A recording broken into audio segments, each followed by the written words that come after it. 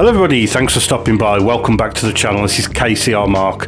In today's video I've got another great money grind video for you where you can earn 1.65 million credits in an hour. The car we're going to be using for this video is the Amuse S2000 GT1 Turbo. The reason I chose this car was mainly for the engine swap that you can perform on this car. In the previous video I used the mighty Honda NSX with this same engine swap, and I was so impressed I went out in search of other cars where this engine would fit and stumbled upon this car that I've never used before. Right, stop before we go any further. This is extremely important. Whatever you do with this car, make sure you use the standard width and standard offset. I'll explain later. Cheers. So the base car for this build is a car that's always available from Brand Central. You just want to head to Japan, Amuse, and you're looking for the S2000 GT1 Turbo, not an expensive car.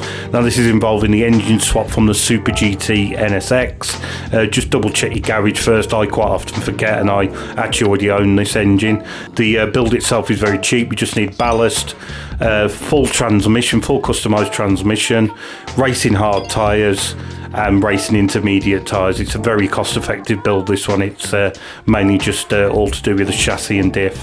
Now custom parts front and rear are available. The front doesn't seem to make any difference PP wise, it's just cosmetic, so whichever you prefer there. And we're going to be using a standard rear wing. Now we're going to get on to the very strange wheel problem this car seems to have, and it's not unique to this car. If you ever tried to tune the newer 911 GT3, you'll know this has the same problem. Essentially what it is wheel arch clipping. This is actually relatively realistic. It can happen in real world as well. And essentially what's happening, if the car is too low or the wheels are too wide, on full lock it's just digging into the wheel arch. You can see there it's lifting up the front of the car, and on track it feels like the car is just understeering. It's just got no more turning left. It's a very weird sensation. It only happens to a few cars. So it's essential you make sure you use standard width and standard offset on this car. And heading on to the tune again, it's equally important you get the ride height and the camber correct, so follow these setup sheets here. Apart from the weird wheel glitch that this car seems to have, with this setup it just drives really nice. I've left it fairly soft and a lot of downforce, so it's really grippy. You should have no problem. And with that GT500 engine, it's got bags and bags of power, 603 brake horsepower. Elsewhere, as I said, there's not much else you need to buy, so it's really cost effective build, this one. So with all that done, we can head on to the race itself. If you hadn't already guessed, with it being a 700 pp build, we're going to be heading to the mighty Le Mans money grind race. Now I won't go too in depth with this race because I've droned on quite a bit about the setup, but I think it's quite important with this car. Now this GT500 engine is immensely powerful and it's absolutely brilliant on fuel. That's why I searched out these engine swaps, so no need to fuel save whatsoever. You can go full throttle the whole race. Another thing to note is just be careful the first half a lap. The car seems to not get any temperature in its tyres. It's not a unique problem with this car. A lot of the cars are like that now after this recent update where I think they've been messing about with the tyre temperatures. But it's not a perfect car by any means, but it's really good fun once you get this setup on, which alleviates all those weird wheel glitches. And once you've got the temperature into the tyres, it's really good fun car to drive.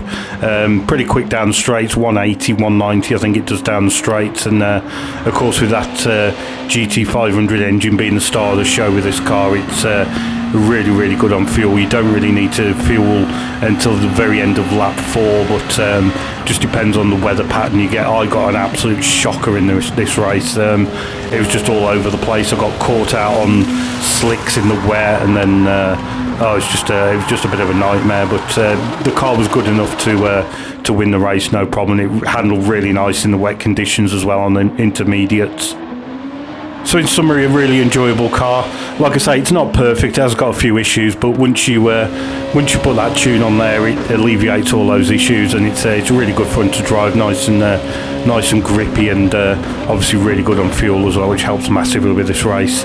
In terms of lap times, I think it'll do a mid 350. I didn't get anywhere near that. Like I said, I had a bit of a mare of a race, constantly getting penalties and always seem to be on the wrong tyre this race, but that's just the way it goes sometimes with a little Le Mans race. That's what makes it so enjoyable. It's never the same each time. And with that clean race bonus, you can get yourself 825,000 credits, so that's 1.65 million every hour. So yeah, good fun. Hope you enjoy that build. Let me know how you get on. I really do enjoy reading the comments, and thanks to all the feedback recently. It's really been good. I really do appreciate it. So I will see you again soon. Cheers, bye.